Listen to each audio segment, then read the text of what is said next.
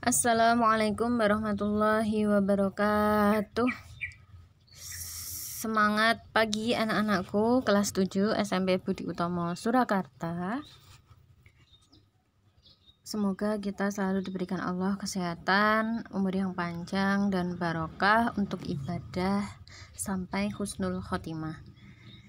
Pagi ini Ustazah akan melanjutkan pelajaran IPS dengan subbab yang berjudul Kehidupan Masyarakat Masa Hindu-Buddha. Nah, sebelumnya kita akan membahas tentang agama Hindu.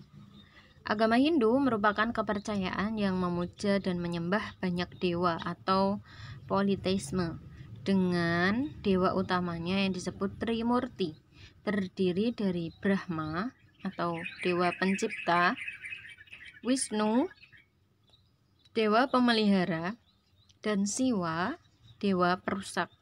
Nah, kitab suci agama Hindu adalah kitab Weda. Ini ya contoh dari gambar dari Trimurti tadi.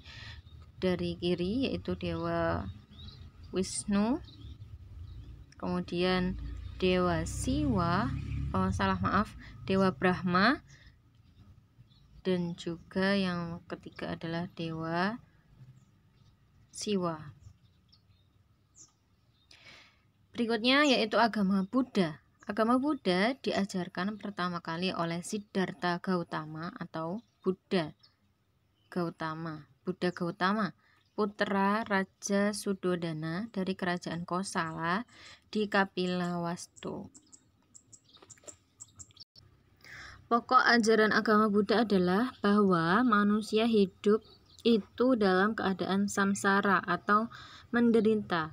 Oleh sebab itu, setiap manusia wajib melepaskan diri dari kesengsaraan dengan cara memadamkan berbagai nafsu.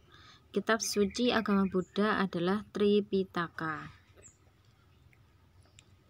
Nah, masuknya kebudayaan Hindu-Buddha di Indonesia. Bangsa Indonesia mempunyai letak yang sangat strategis dalam jalur perdagangan internasional, sehingga banyak dilalui dan disinggahi oleh pedagang-pedagang asing, terutama India dan Cina.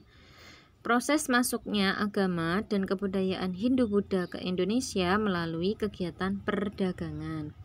Seperti gambar peta di sebelah, kita bisa melihat bahwa masuknya agama Hindu-Buddha ini dibawa oleh para pedagang-pedagang yang berdagang melalui jalur darat. Untuk gambar ini bisa kita lihat yang merah ini melalui jalur darat, kemudian yang hitam ini melalui jalur laut. Nah, Indonesia ini memang secara geografis terletak di persimpangan jalur perdagangan internasional, sehingga sangat menguntungkan bagi Indonesia. Terutama di sini masuknya para pedagang dari luar yang membawa ajaran agama Hindu dan Buddha.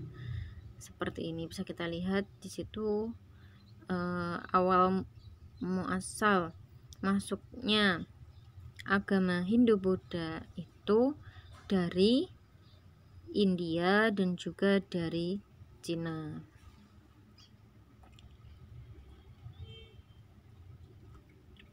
Nah, teori masuknya Hindu-Buddha ke Indonesia ini ada 4. Yang pertama, teori Waisya yang dikemukakan oleh N.J. Krum, yang berpendapat bahwa agama Hindu-Buddha ini dibawa oleh para pedagang India.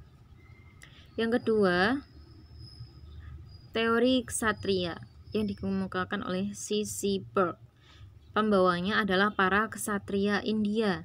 Karena kita tahu bahwa India itu menganut sistem kasta, jadi mereka berpendapat bahwa yang membawa agama Hindu-Buddha ini adalah dari kasta-kasta tertentu.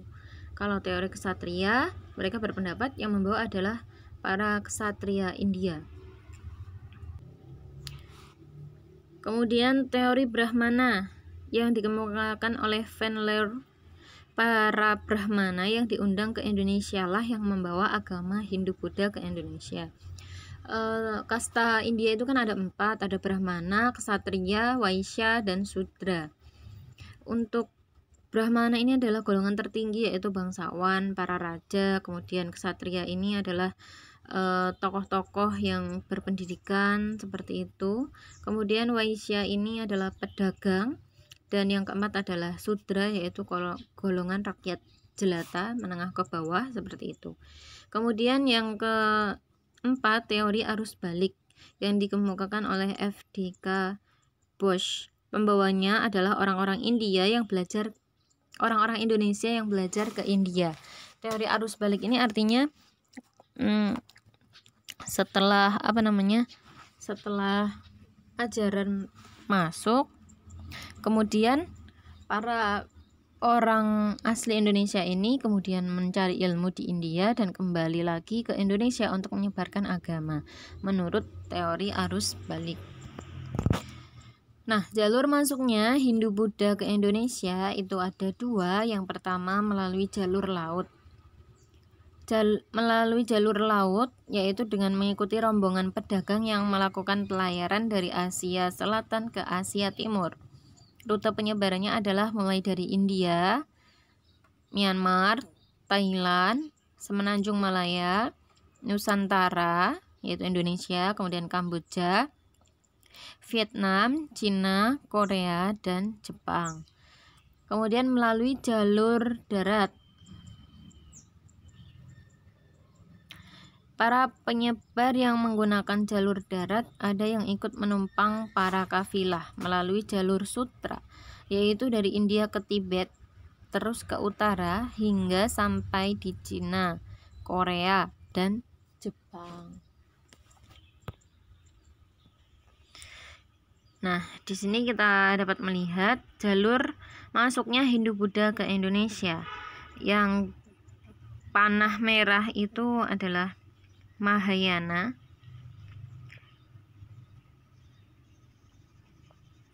Ini adalah aliran agama Buddha yang berkembang di Indonesia.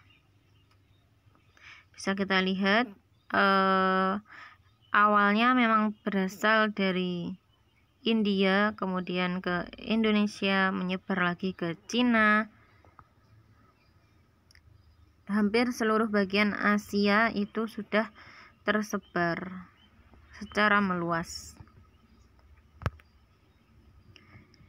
Pengaruh Hindu-Buddha terhadap masyarakat Indonesia. Yang pertama, pada bidang agama, bangsa kita yang semula menganut animisme dan dinamisme pada masa pra-aksara, kemudian berubah menjadi menganut agama Hindu dan Buddha setelah masuknya ajaran Hindu dan ajaran Buddha.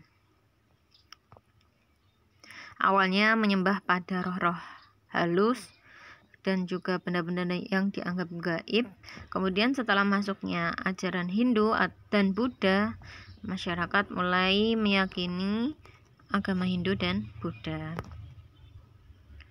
Kemudian pada bidang kebudayaan, seni arsitektur di Indonesia ini banyak sekali ditemukan candi seperti di India.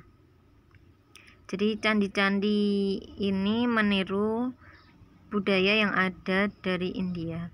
Kemudian seni sastra, dengan dikenalnya tulisan dan bahasa, membawa pengaruh positif perkembangan sastra di Indonesia. Ditemukan kitab-kitab yang berisi karangan, berisi syair-syair, sehingga sastra Indonesia ini semakin berkembang. Nah, kemudian bidang ekonomi, perdagangan di Indonesia berkembang pesat. Muncul pusat-pusat perdagangan yang berkembang menjadi kerajaan. Ya, karena memang yang datang adalah para pedagang, kemudian berkembanglah ekonomi Indonesia, perdagangan di Indonesia semakin berkembang pesat. Kemudian muncul kerajaan-kerajaan. Berikutnya pada bidang pemerintahan. Nah, pada awalnya pemerintahan di Indonesia hanya kepala suku. Kemudian setelah masuknya Hindu-Buddha, maka bangsa kita mengenal sistem pemerintahan yang lebih teratur dalam bentuk golongan atau dalam bentuk kerajaan yang dipimpin oleh raja. Kemudian dibentuklah kasta seperti yang ada di India. Kemudian yang terakhir pada bidang sosial yaitu muncul perbedaan antar kelompok masyarakat. Nah, dampaknya ada perbedaan hak antara golongan, misalnya dalam pembagian harta waris, dalam kedudukan pada pemerintahan. Ini disebabkan karena adanya sistem kasta, sehingga ada pembagian kerja seperti orang yang mengatur pemerintahan itu kan masuknya ke dalam kasta ksatria. Para tokoh-tokoh, para pejabat itu kasta ksatria. Kemudian kerajaan, para bangsawan itu masuk dalam kasta brahmana. Kemudian para pedagang itu masuk ke dalam kasta waisya, dan rakyat itu masuk dalam kasta sudra atau lapisan paling bawah. Nah, sudah selesai untuk materi kita pada masa masuknya Hindu-Buddha di Indonesia serta pengaruhnya. Semoga ilmu yang Ustazah sampaikan bisa dipahami. Apabila nanti ada pertanyaan, kalian bisa bertanya kepada Ustazah. Bisa japri langsung, dan juga dibaca ya buku materi IPS. Kalian bisa membacanya di halaman 224. Alhamdulillah, jazakumullahu khairan. Sekian dari Ustazah.